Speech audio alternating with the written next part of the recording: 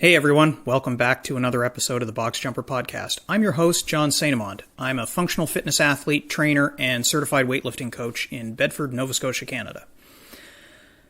Around the world, the coronavirus pandemic has seen fitness facilities, large and small, close their doors. Some for only a matter of months, others longer, others less. As an environment in which there are a significant number of shared touch surfaces and everyone is in close quarters, breathing heavily, and as we know now, the transmission of the virus has largely to do with micro droplets coming from our breath. It made perfect sense in the interest of public health and safety to close these environments. This was especially necessary early. In the earliest days of the pandemic, when a lot was still being learned about the virus and how it was transmitted and the populations that were most vulnerable to its effects. But it was still a hard pill to swallow for gym owners, coaches, and athletes alike. One thing that's important to recognize is that not all gyms operate the same way. Some gym memberships are, at a basic level, rental agreements. You pay a monthly fee to use the equipment in that facility, some operating 24 hours a day with keycard access and little or no direct supervision, and can, at some times of the day, be very high in traffic and in other times very low. Others are group class fitness experiences: yoga, spin classes, dance, martial arts, Zumba, boot camps, high-intensity interval training, usually performed in much more limited numbers, maybe 10 to 30 or so, depending on the size of the facility, and usually under the supervision of one or more people leading a class or even coaching and correcting movement. Then there's a step down further, personal training, handled one-on-one or in small groups. Despite these differences in how they operate, when the pandemic hit, it meant that they all had to close, at least for the time being.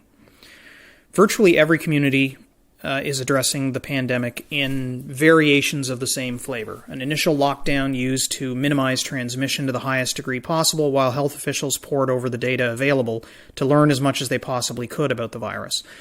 Only those businesses deemed essential remained open, and even those businesses radically and immediately instituted changes in their operations in order to protect the public. Changes in their hours, directional signage to control traffic flow, limits on the number of people allowed in their location at the same time, spacing markers to remind people to stay apart even when lined up to pay for something, closing off certain areas of their business, moving to electronic payments only. The list goes on. My guests for a chat today are two of the most professional operators in the functional fitness space I've met in my travels so far. And I've discussed having them on the podcast a number of times, and for various reasons, it just hadn't happened yet. And then came the pandemic. When I saw the work that they were putting into getting their gym ready to reopen once health officials gave the industry, in our province anyway, the green light, I thought that might be a specific angle for our discussion that people would find interesting. How do you open a gym safely under today's circumstances? What are the measures that you have to put in place? How disruptive are they? How do you get members to actually follow these new measures? Dave Rafuse is the owner and founder of Blended Athletics in Dartmouth, Nova Scotia. Jason Davis is a longtime management consultant who worked with Dave frequently and ultimately joined Blended a couple of years ago, taking on a full-time role that would allow him to help Dave build the business from the inside. And a lot has happened in that time. Blended has grown its membership, expanded and renovated its facility, added full-time and part-time staff to an already impressive team, added programs, and was just working on another renovation when the closure brought about by COVID hit. Like many community-minded gyms, Blended moved its members online using the tools and technology we have available today, but also immediately started plotting a safe return to their physical space. So in 10 seconds, I talked to Dave and Jason about what that planning looked like and how getting back into the gym has taken shape while implementing thoughtful health and safety measures to protect members, staff, and the public at large.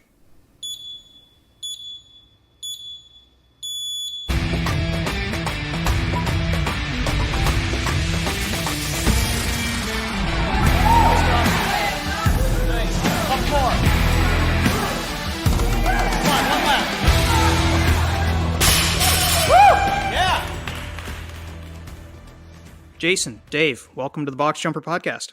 Thanks for having us. So before we get into what I suspect will be a lengthy back and forth discussion about how gyms have been able to safely reopen and just maintain procedures to allow everyone to stay healthy while staying healthy.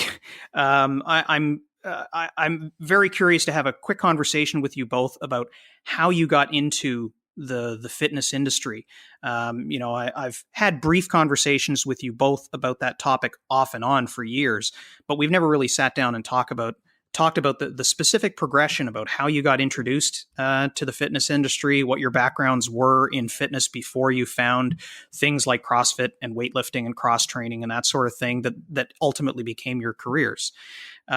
So, Jason, why don't we start with you? I've probably known you a little bit longer than I've known Dave. How did you get into this interesting area of business? Yeah, the interesting thing a lot of people don't know about Dave and I is the first part of this story is probably going to sound very similar. So, Dave and I went to St. FX together, actually. We were in kinesiology there at the same time. I think we both had mentors as professors that really kind of instilled a passion in us, not just in fitness in general, but in the business of fitness and in entrepreneurship as a whole. So that's kind of where that passion started. From there, I left St. FX and got right into the fitness business right away. I started personal training myself. And then that kind of progressed to a point where I realized I was in love with the fitness business, but not necessarily in love with personal training myself. So I got into the business side of things. I got into the ownership with some nutritional clinics and fitness businesses, and then realized I hated being an operator. I loved the business strategy. I hated the day-to-day grind that basically what Dave has to do every day of being an owner-operator, and started getting into some consulting work. So then I worked behind the scenes helping other fitness businesses, and Blended was a client of mine at the time. And eventually Dave just started recruiting me over to come to Blended full time. And the more we had conversations and we had some history together coming from St. FX, and it just became very clear to me that our visions aligned in a way that we could accomplish more together than we could apart. So then I came over 2.5 years ago or so, and have been at Blended ever since. Cool. So, Dave, how about you? How did you decide that you wanted to? Well, first of all, what was your background in fitness in general? I mean, obviously, you were together in the kinesiology track in your education. Were you always envisioning yourself as owning a fitness related business, and how did that all come about? No, so my coaching, I've been coaching now for 14 years, but it actually there's a pause in my coaching career for about 5 or 6 years. I actually began my coaching career as a swim coach at 16 years old, and I coached a competitive swim team for 7 years, and then after university, I actually got into the business side of business, or I guess more so, I got into sales. So I started selling photocopiers at Pitney Bowes. I got recruited and then moved to Vancouver and started doing medical sales for Johnson and Johnson, and everything was just kind of pointing back to eventually opening and operating a business of some sort at some point in time. And at the time, my passion for fitness and the opportunity that I saw to move back to back home, essentially, but more specifically to Dartmouth, was to come back and open up Blended. So that was kind of my pre-Blended life. And then, we opened the doors in 2013.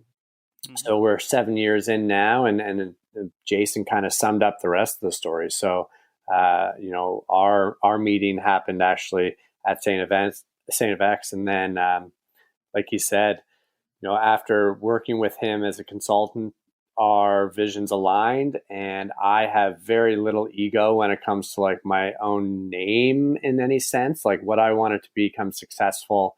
Or I wanted Blended to become successful, and ultimately that just meant putting together a team that was going to be able to drive that home. and Right. just kind of filling in the holes where I needed to be, and kind of moving from there. Now, I mean, with Blended, you've undertaken a number of expansions over the years that I'm aware of. That's an understatement. Certainly, I mean, a couple of years ago, you launched the Loft. I'm sure there was at least an expansion or two prior to that, and there's been an expansion since then as well. Why don't you walk me through a little bit about what your process was, and was the expansion driven by demand, or was it anticipating what you wanted to be able to deliver? Or was it a little bit of both? Uh, I think that the one common theme of a lot of entrepreneurs is the it's almost like being addicted to gambling, and that feeling of constantly pushing the envelope. But in all seriousness, it was a combination, and there was no initial vision of what like this was all going to turn into. It's evolved over the 7 years, and a lot of that evolution came through seeing opportunities and kind of envisioning what we believed the market needed, and a lot of listening. It was if I could sum this all up, through our expansions, it was a matter of running a couple minor tests. So the Loft, which was most certainly our largest addition to our programming, it started off as a Saturday morning 9 a.m. class that we had designed and started running, and we called it Sweat at the time. And we began that class because, as a CrossFit affiliate at the time, we didn't have the opportunity to allow people to come in and trial a class. And so running this 9 a.m. Sweat class, we eliminated all the skill and heavy lifting that we saw in our typical programming. Right. And people loved it. And they're like, well, this is a great break from our day-to-day throughout the course of the week. Like, it'd be great to have this on Sunday. So we added it on Sunday. And then all of a sudden on the weekends, we ran one at 9 a.m. and we ran one at 1 p.m. both Saturday and Sunday. And it started building, and then people were like, well, it'd be nice to have this through the week too. And so we started running specifically to a very specific demographic one at 9 a.m. And then it grew to running one at 9 a.m. and again at 6 p.m. And then we were like, you know what, if we were going to run this class the way we really want to run this class, what would the space look like? And it was upon that where we started creating the vision of what the Loft was going to be. And so, I mean, in that sense, it fully came from listening to our clients, listening to what they wanted, and kind of growing within that. A lot of the other expansions and renovations that we've gone through, are quite fitting to the sign that we have sitting on the front of our building. So, our motto, I'd say, is pursuing excellence.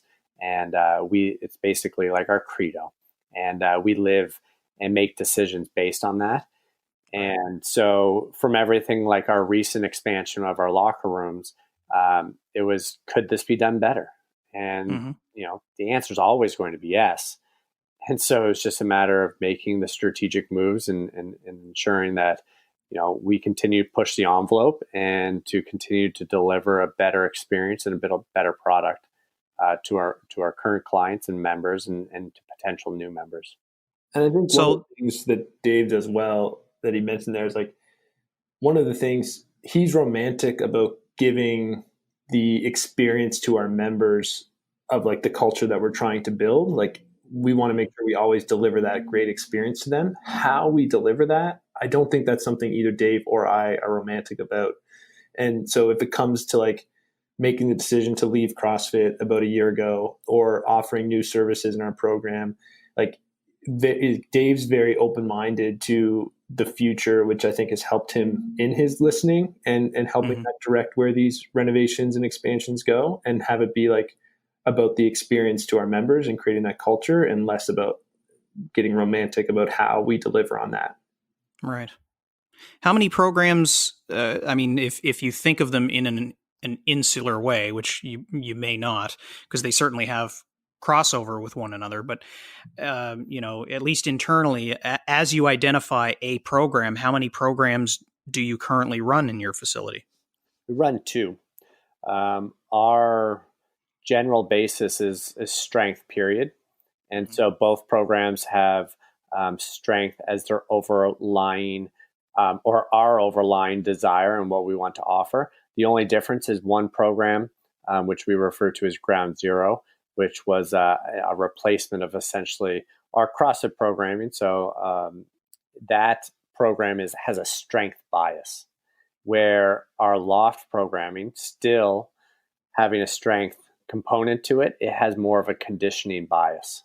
Mm-hmm. Okay.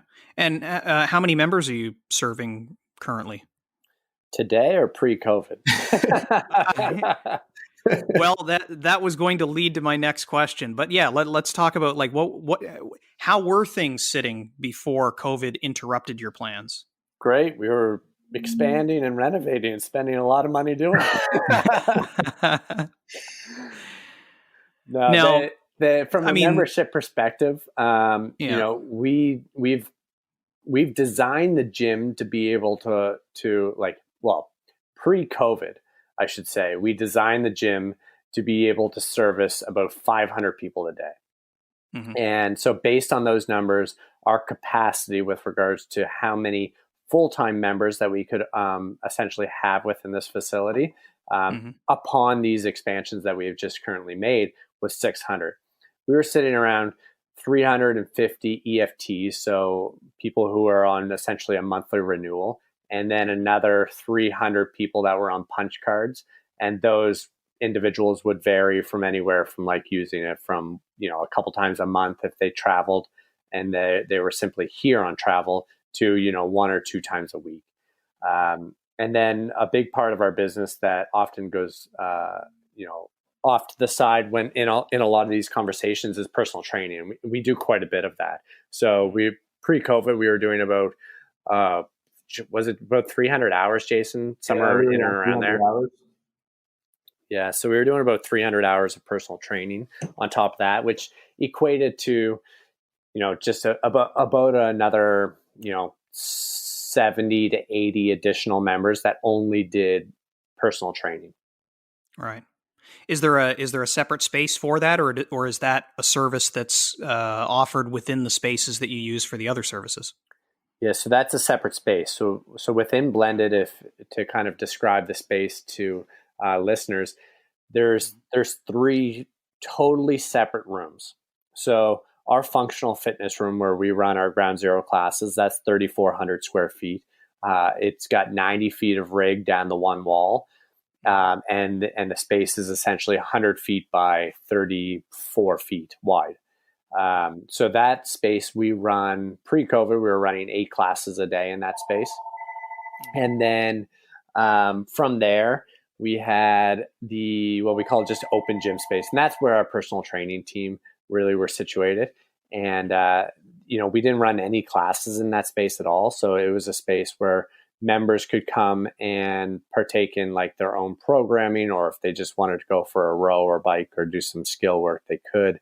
And personal trainers got to utilize that space to train their clients. And then our third and final space, which we just recently finished our kind of renovations and updates on, is the Loft, which we did open up last year. But in the moves that we made with our locker rooms, we actually ended up having to redesign it and lay it out. So that space is another 2,400 square feet, just over that actually.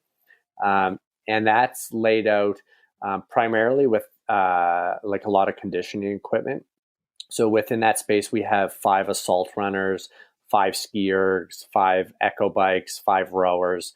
We have 60 feet by 15 feet of turf. And then, we have barbells upstairs. We don't utilize them to the same extent we do downstairs, but we use a lot more kettlebells, dumbbells, and typically we use plates, but just as plates. Right. Yeah. And so let's say in your functional fitness area, what would the class cap for that have been prior to COVID? Before COVID, it was 20 people. And right now we're operating at 12. So we have 12 squat racks within the space. So one of the things, Mm. and this is going to kind of dig into where you want to take this conversation. So if it's Yeah. okay to kind of go there right Oh, away, yeah, I guess, absolutely. is one of the things is we were making our post-COVID protocols and how we wanted to operate and run our classes was we did not want to interrupt client experience. That was our number one thing. So every single move that we were making as we were working on a reopening plan was, how do we do this in a way that either improves the client experience from before we had to be shut down, or at least allows it to remain the same. So when we looked at like our temporary class, I mean, it's 3,400 square feet. So if you really wanted to do that room out in 6 foot by 6 foot blocks, if that's what people are kind of using as their guiding range, is like, Right. we could fit a ton of people in that room. We decided on 12 because it allowed us to provide every single person with a squat rack. Mm-hmm. Where the programming has a strength bias, we thought that that was a necessity. And it is because it's a strength bias program. And one of the things that we fond ourselves, like we believe is why people come here, is coaching. And being able to put 12 people into that room allowed us to have a coaching designated area that was far beyond that would be considered necessary. So our coach has essentially a 6 foot by 100 foot lane that works its way the entire length of the gym. And they also have a dedicated 10 foot by 30 foot square that, as people are kind of funneling into class and stuff, that's their square. Mm-hmm. That's their safety net, right? Right. So when they're within that square, no one else is allowed in that square. That is their coaching square, where our members have their own dedicated square where they're training in, and we don't interrupt that space. They don't interrupt the coaching space. That's their safety spot right now. Right. How soon? I mean, we're recording this on June 16th, a little over 3 months after the lockdown started here. I know it's a little bit different in every part of the country, but certainly in Nova Scotia, we were shutting down in around March 11th. How soon into the lockdown were you already making moves to prepare for the reopening? 5 days before we closed. Good for you. Yeah, we started the week before we had to close. We have a daily like a manager's huddle, so our senior team meets every single day, and we call it a stand-up meeting.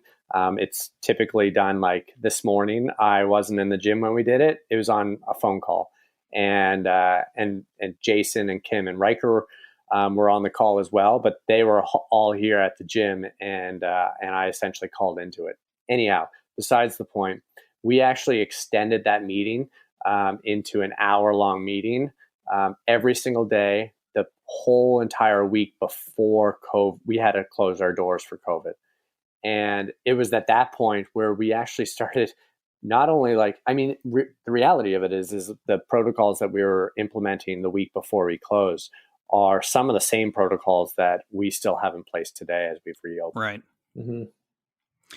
Yeah, I mean, that was something that I was at least a little bit aware of. I mean, I'm not in a owner or management position in the box that I train out of, but I had a familiarity with some of the considerations that were going into what the process for reopening would be, because there was certainly a lot of discussion about it amongst the coaches and the owners at Osprey, but there was also a lot of discussion among the members of the community online about what a reopening would look like, what some of the restrictions might be. And in particular, one of the discussions that came up very frequently was how, at least initially, when the orders came to close, all fitness facilities were kind of lumped into one big, broad, general category. And the question then was, okay, well, when the time comes to slowly start reopening things, will the health and safety officials make any kind of distinction between the different types of fitness facilities based on the services that they offer and the specific nature of that service delivery, as far as how it might impact the health and safety of the clientele that would be coming back.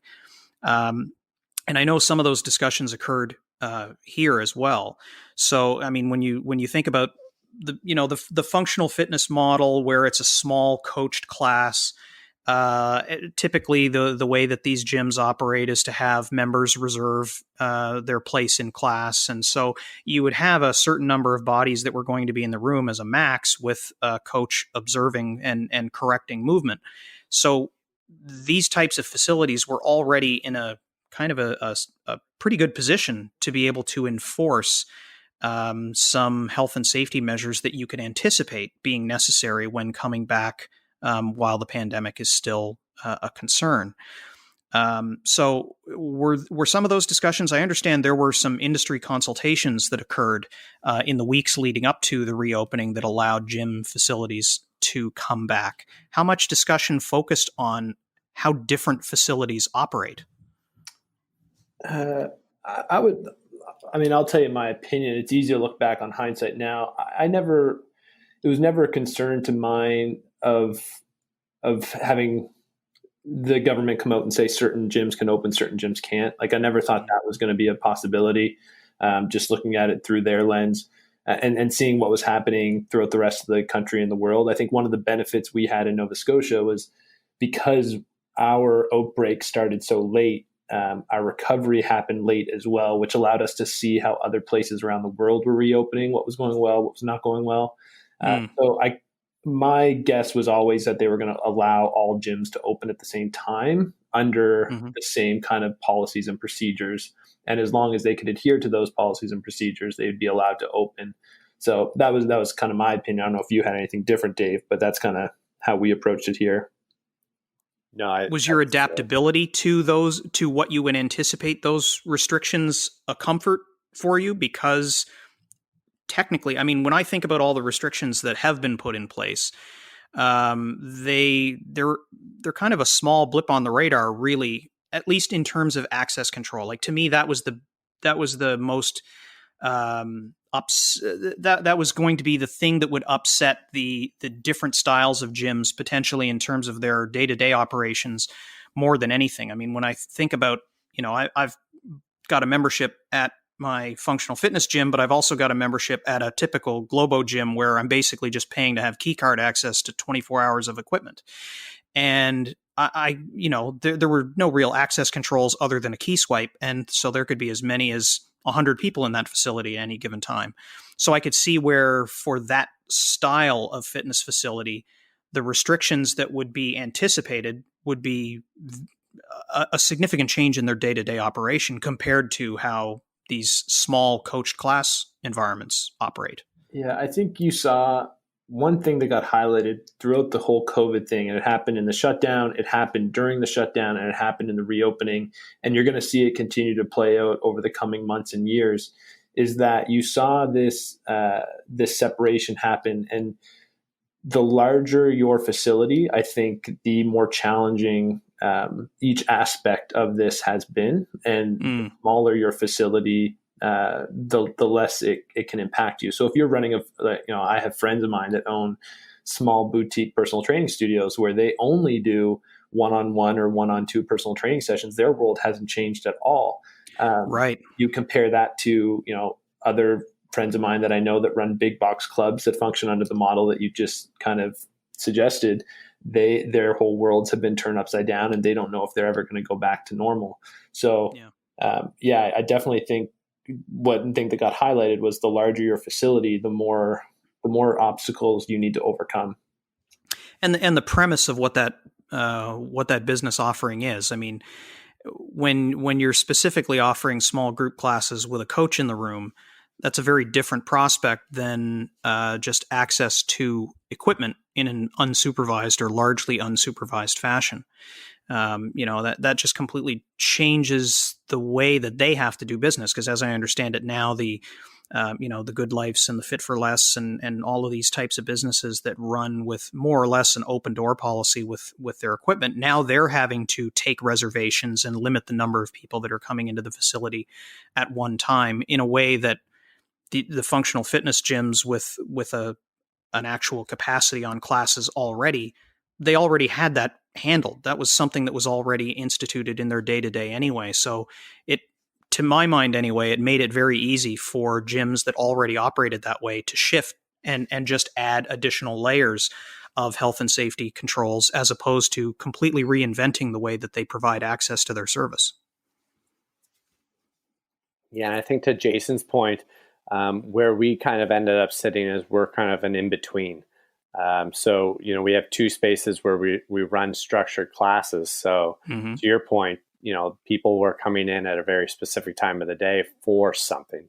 But right. On the other side of things, we also ran an open gym space.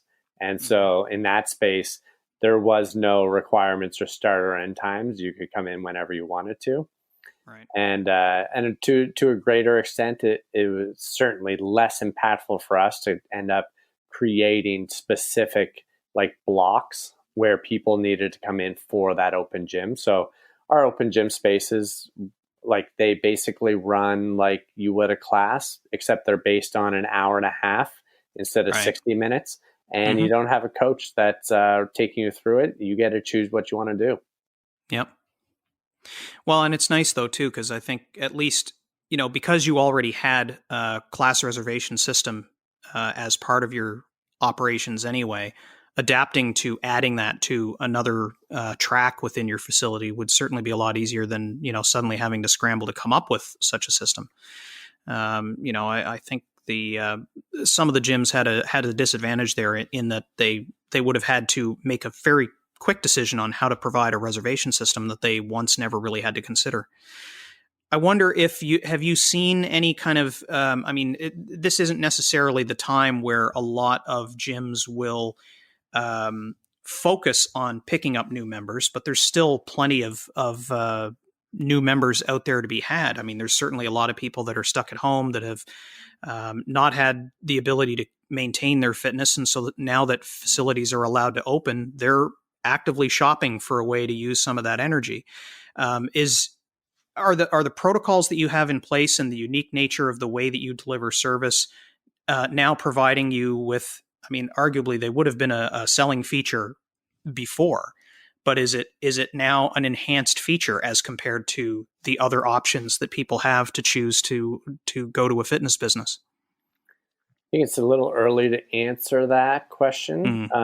We've picked up about 10 new members thus far, but we only opened the doors to new members starting on Friday. So the first week was really dedicated in ensuring that the protocols and procedures that we had put in place were running smooth as butter, that our members, I hate to reference it this way, but honestly, it was a matter of training them, right? And oftentimes, even for humans, we're kind of we have a herd mentality. And, if a number of people, one big thing, to use this as an example within Blended, that we've been very well known for is our cleanliness. And since day one in 2013, if someone drops chalk on the floor or spills chalk, the joke around the gym is like, shit, did Dave see that? Right. and it, as soon as a new member came in and that happened, they're like, oh, they just kind of picked up on it, and it became a part of the culture. And so what we wanted to ensure that we did over the course of the first week was that we instilled that new culture within the membership that we currently had, who are already quite well trained under what our current culture was. And it was only going back to one of the comments that I made earlier when we started going down this route, was our objective was to enhance or maintain client experience. And so the things that the client needed to do with regards to changing their current habits and routines ended up being very, very little. I was going to ask, what does their process look like now that differs from what their process looked like before? Yeah, it's to walk you kind of through it as they enter the door. So they're allowed to enter the facility 15 minutes prior to their start time, so their session start time. whether that's class or open gym. So we have someone at the front desk. When the individual comes in, they step into a disinfecting mat. So it's essentially a mat full of disinfectant, which cleans off their shoes. Mm-hmm. As they're standing there, the guidelines with regards to the government guidelines that have been put in place with regards to not traveling and so on and so forth are there listed.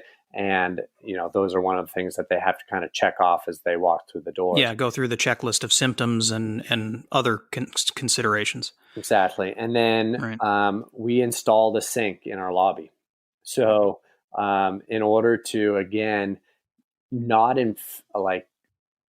create a hassle where people had to go, the majority of our the sinks and changing rooms and stuff are on the second floor and blended. So instead of having everyone go upstairs to the locker rooms in order to wash their hands, we wanted to make it super easy for them to be able to walk into the gym, wash their hands right away, because that was made so clear from all of the specialists out there that was the number one thing that we had to kind of do, along with social distancing.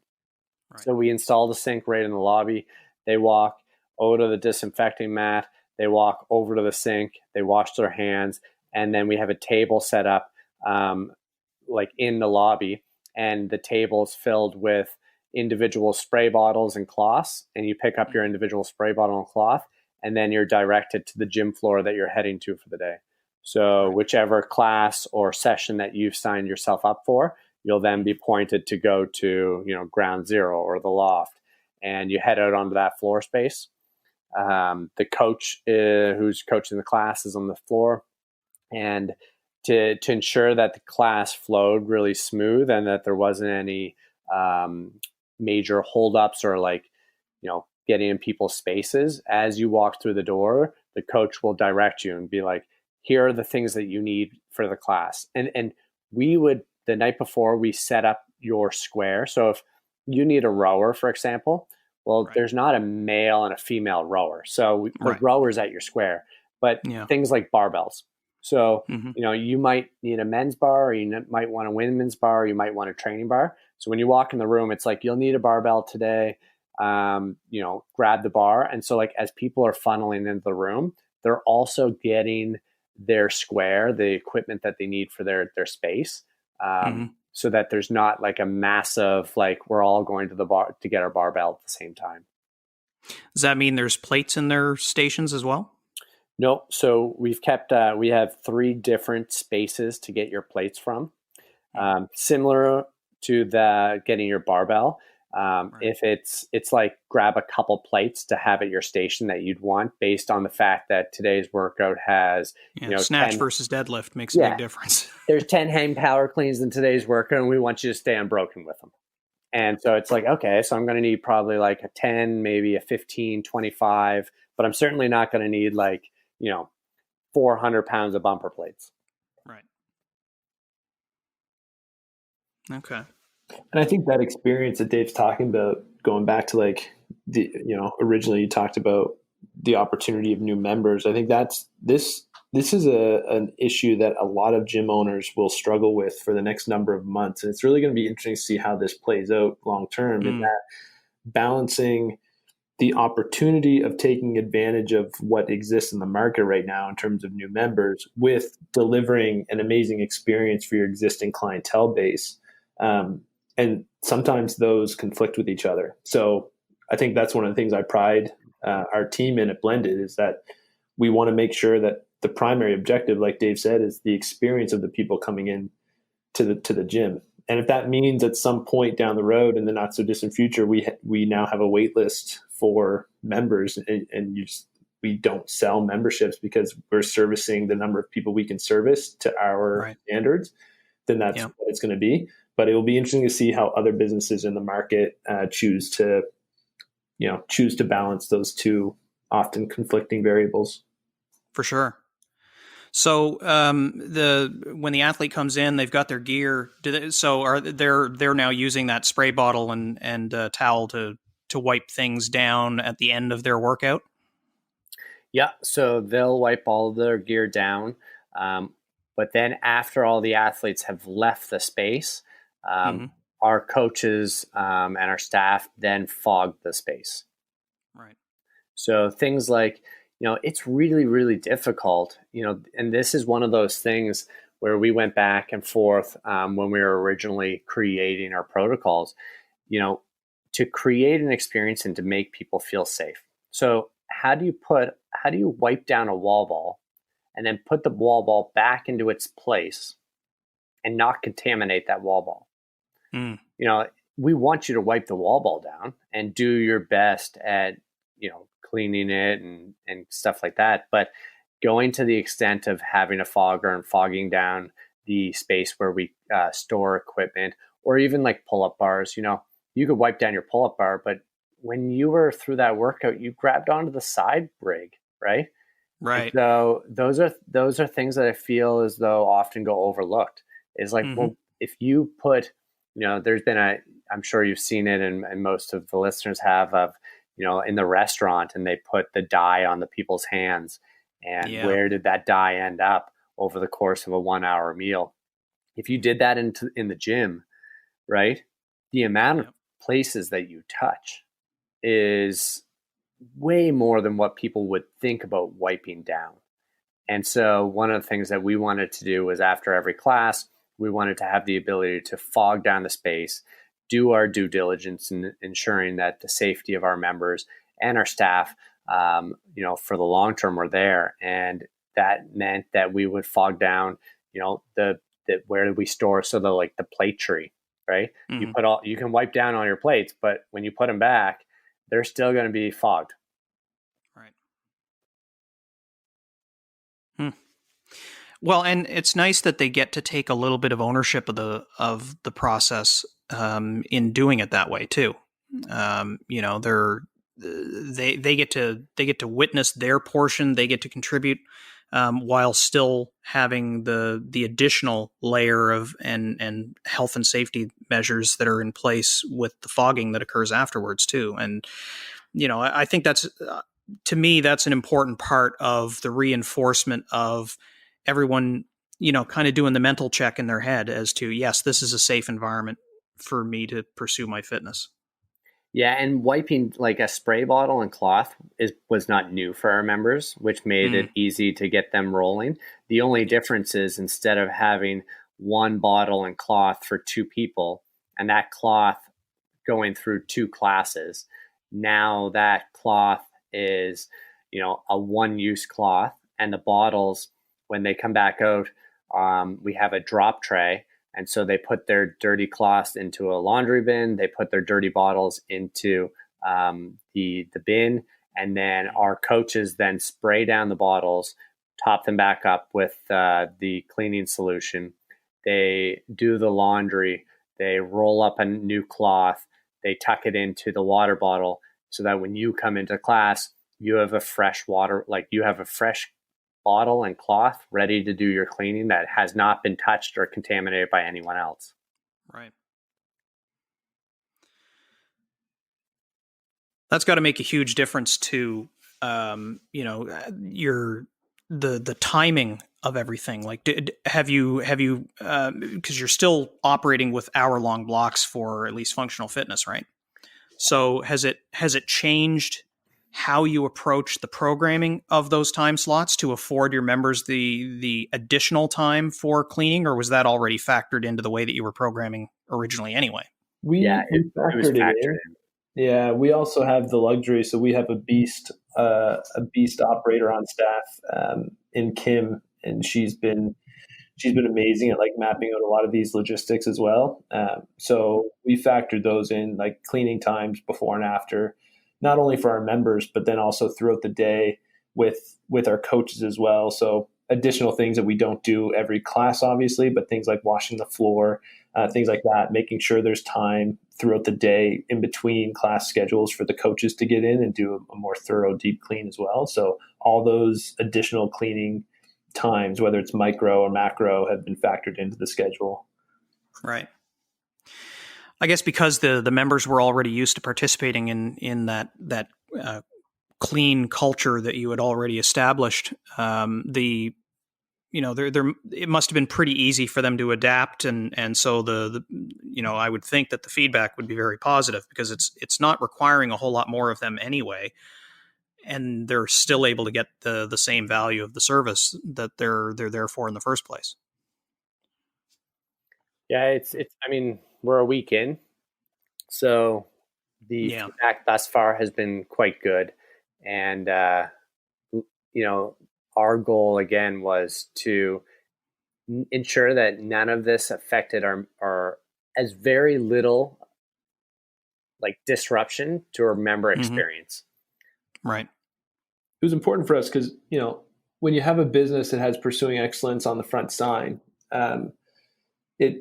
we tend to attract the type of people that pursue excellence in their own way in their life. And granted, that looks different for every single person that walks through that door. So there's people that, for example, want to train so that they can play with their grandkids longer. And there's people that want to train to make it to weightlifting nationals and everywhere in between. So it looks different for everybody, but everybody that comes to Blended definitely shares in that pursuing excellence mindset, which doesn't stop at the gym. Like we recognize, like they pursue excellence in the community, they pursue excellence with their family, they pursue excellence with their career often. So we recognize that when people come to these four walls, Dave often talks about Blended being like your third place. So you have your work, you have home. And when you come to Blended, like that needs to be a retreat for you. Like that needs to be an escape for many of our people. And creating an environment where people can come in for an hour and a half out of their day and forget about the craziness that's going on, because we know what it's been like to deal with COVID-19 with the gym, but also recognizing that all of our members are dealing with the same type of stuff with their own jobs, with their own families, with their own kids. So giving them that space where they can come in and kind of have things be as normal as possible for a brief stint during their day. Yeah, I had a classmate this morning say something like that to me after class. She's come back to the gym after a while off, and she found that her first day back for an hour-long class, it was the first time that she was able to just not think about the current conditions. And I mean, she's lucky because both she and her husband are both still able to work. She's working from home. He's still working downtown at his office. But it's certainly changed their life conditions and changes their priorities and things that they think about. But the gym has become once again for her a respite from all of that. And I think a lot of members are feeling that, which is probably why they were so eager to get back, especially after 3 months off.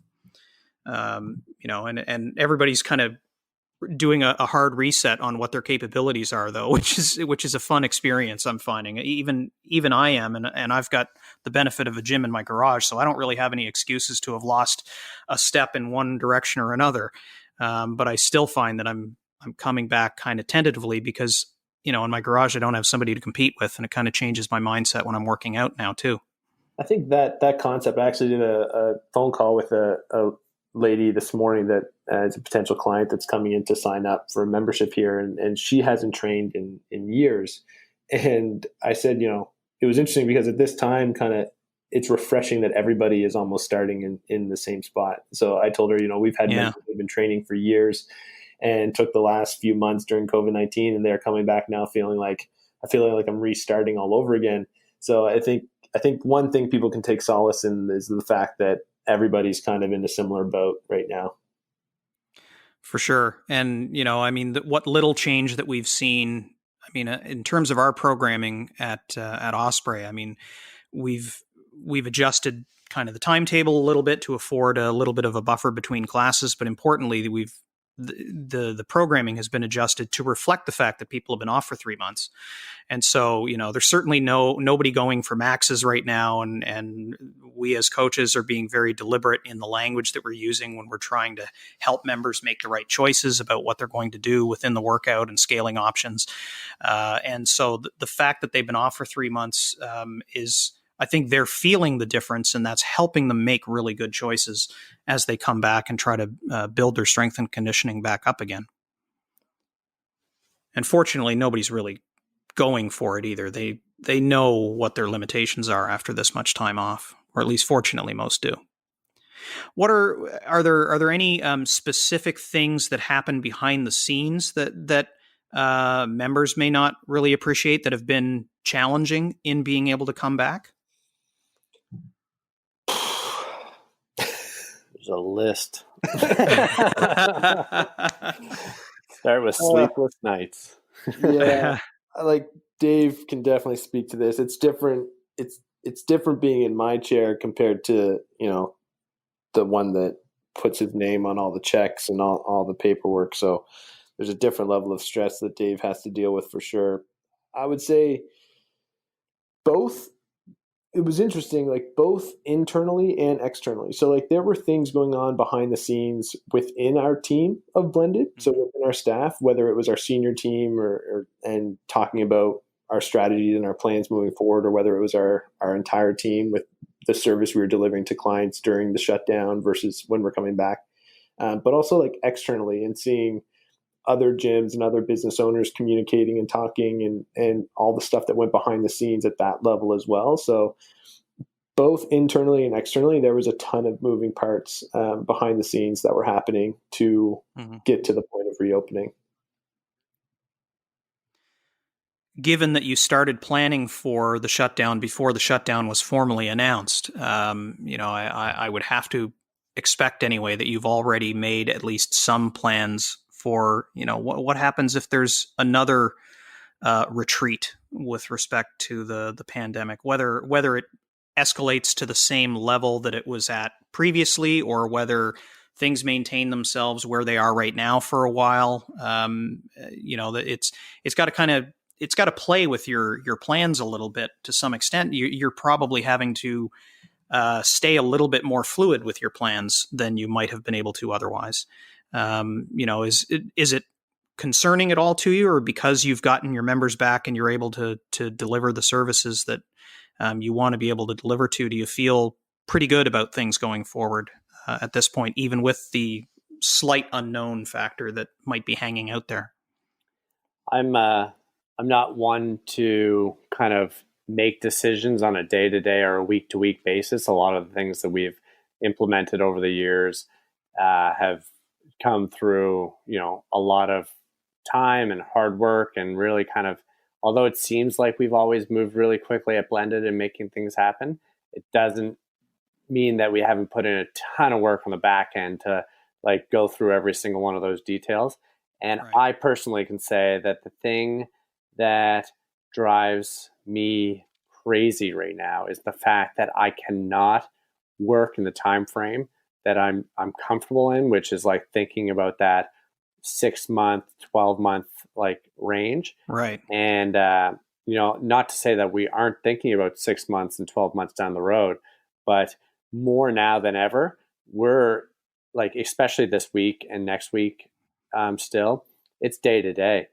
And it's something that, in 7 years, we've never been making decisions on a day-to-day basis, but altering schedules, altering staff. We've got a team of 12, and so like, everything from the point of someone not feeling great, like what do you do? And it's pretty.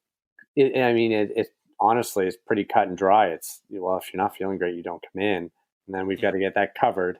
And if we're covering that, that means someone, on our senior teams probably coming out of that, coming off out of the office and heading out on the floor to cover a shift of some sort, which means that we're not spending the time that we want to thinking about what happens in 6 weeks from now or 12 weeks from now.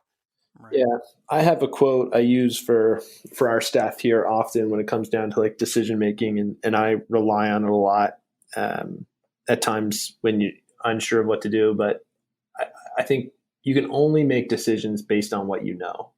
And the scary thing about right now is no matter how good you are at predicting the future, I don't believe anybody really knows with any real certainty what the next 6, 12, 18 months are going to look like. And I think there's a lot of speculation. I think one of the good things for us is that the next 3-month window is pretty straightforward. And I would venture to guess that most gyms should be in that same situation where, you would, like for us, we have internal targets for this month. We have internal targets for the next 3 months, and those are pretty straightforward in terms of what they are and how we execute.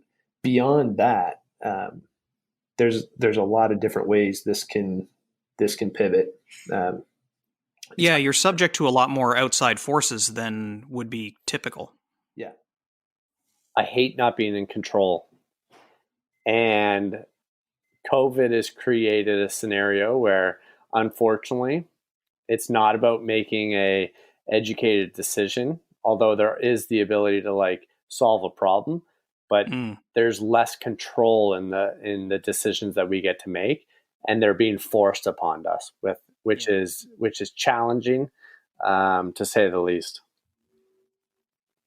Yeah, and runs counter to every instinct you have as an entrepreneur.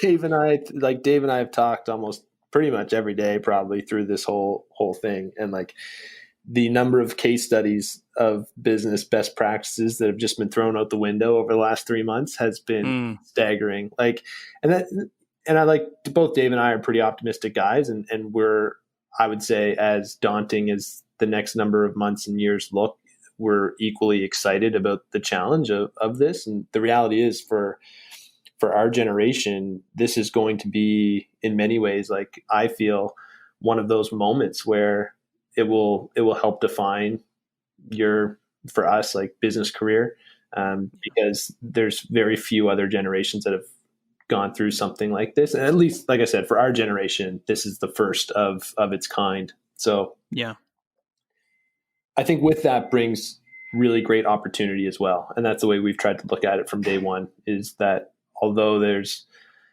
governmental forced shutdowns and government regulations you have to follow that you weren't following before, and like all these things that you have to overcome, it also creates some really great opportunities out there to innovate and grow in ways that you wouldn't have before. Well, yeah, and if there's anything that this particular community is pretty passionate about, it's maintaining a positive outlook on things, and you know, the result of working hard is success, and you know, that's ultimately what we're all working towards, and hopefully that winds up translating fairly well as things progress through this, even with some of those outside forces messing with our plans, messing with our timetable a certain amount. Well, guys, I want to open it up to, you know, if you've got anything else you'd like to jump in with. I really appreciate your time talking about it. I know it's, you know, these are challenging times, and, you know, I've been monitoring what you guys have been doing. It seems like Blended is really on top of, to the best of its ability, on top of what you could possibly do under the circumstances, both in terms of maintaining the safety and sanity of your members while coming back from this kind of very unusual and unprecedented circumstance. No, that sounds good. All right, Dave, Jason, thank you. Thank you. Thank you, John. It's great. Time's up for this episode. I really hope you liked it. All that's left is the AM wrap-up. My chat with Dave and Jason today revealed a couple of key takeaways. First, they're extremely committed to their community, pushing as hard as they can to deliver value for their athletes. Second, my view is that they have approached safety during the pandemic as a natural extension of the care they show for their members every day. Yes, it meant putting new policies and procedures in place to maintain or even exceed recommended physical distancing practices. But what they are able to point to from their membership is that these new procedures were readily embraced by their members. Not because they had no choice and not because they were eager to get back into the gym, and undoubtedly they were, but because they've already fostered a culture of professionalism and safety that their members recognize and have internalized, making changes like these rather easy to absorb. Not every gym environment is so lucky. Compliance with safety measures has a lot to do with education and culture. These are important considerations because we're clearly not done with the pandemic. Many months of careful implementation and monitoring of the new normal remain, while we hope that the scientific community can establish protections for all of us, first in the form of widespread testing for containment of the virus, and ultimately in the form of a vaccine. In the meantime, we all have to do our part to respect the fact that the virus is out there. It's not about whether you get sick, it's about whether others will get sick. So wear a mask whenever you can, especially in public. Frequently wash your hands. Maintain 6 feet of distance or more between you and another person. And above all, be kind to one another. This virus and the changes in our society it has forced on us, some of these changes may never go away, is just another significant stressor on all of us. Looking after your health and safely getting back into the gym or working out at home is a net positive activity you can undertake for your mental health and your physical health generally.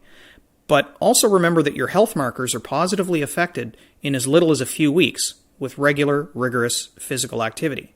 It's a hedge against aging, chronic disease, and, as it happens, against the effects of a virus like coronavirus that cause significant respiratory and cardiovascular stress on the body. If you like this episode, please share it. Fitness folks love telling other people about the latest gem they've discovered, so please do me a favor, tell someone else that you think would be interested in listening to the podcast about the latest episode that you listen to. And if you'd consider writing a short review or submitting a star rating on iTunes or Podchaser, that'd be greatly appreciated as well. If you're interested in contributing an idea for a future episode, or just to provide me some feedback, hit me up at info@boxjumper.ca or direct message me on social media. I'm found with the handle @boxjumperover40 on Facebook, Instagram, and Twitter. Be sure to subscribe on your favorite podcasting app so you get the next episode of the podcast automatically, and join my mailing list by visiting boxjumper.ca for news and even some exclusive content. Thanks for listening. More to come on the Box Jumper podcast. Until then, stay healthy, WOD happy, and WOD often.